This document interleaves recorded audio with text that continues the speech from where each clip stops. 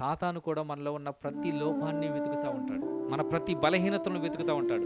ఒక్క బలహీనత కనబడితే చాలు, వాడు దాన్ని ఆధారం చేసుకొని మన జీవితంలోకి వచ్చి మన జీవితాన్ని పూర్తిగా పాడు చేస్తాడు.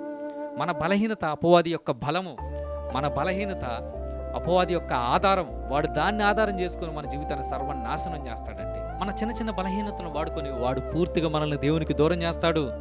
దైవికమైన విషయాలకు, ఆత్మ సంబంధమైన విషయాలకు దూరం చేసి, లోకంలో మనల్ని భ్రష్టులు చేసి, ఎందుకు పనికి రాకుండా మన జీవితాలని నిరుపయోగంగా వాడు మార్చాలనేదే వాడి యొక్క ముఖ్య ఉద్దేశం.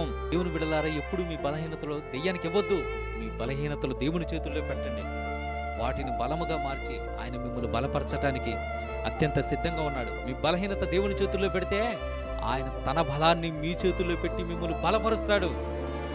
సాతానికి మీ బలహీనత ఇస్తే మిమ్మల్ని మరింత బలహీనులుగా చేసి, మరింత మిమ్మల్ని కృంగదీసి, మరింతగా మిమ్మల్ని బాధపరిచి, మీ జీవితం మీకు ఉపయోగపడకుండా, నలుగురికి ఉపయోగపడకుండా నిరుపయోగమైన జీవితంగా దానిని మార్చి వాడు సంతోషించి ఆనందిస్తూ ఉంటాడు. వాడు ముఖ్య ఉద్దేశం ఏంటో తెలుసా? మన ప్రతి బలహీనతలు పట్టుకొని మనుషులకు మనల్ని అప్పగించాలి. నడి రోడ్డు మీద మనల్ని నిలబెట్టాలి, మన పరువు తీయాలి, మనల్ని మానసికంగా కృంగదీయాలనేదే వాడి యొక్క ముఖ్య ఉద్దేశం.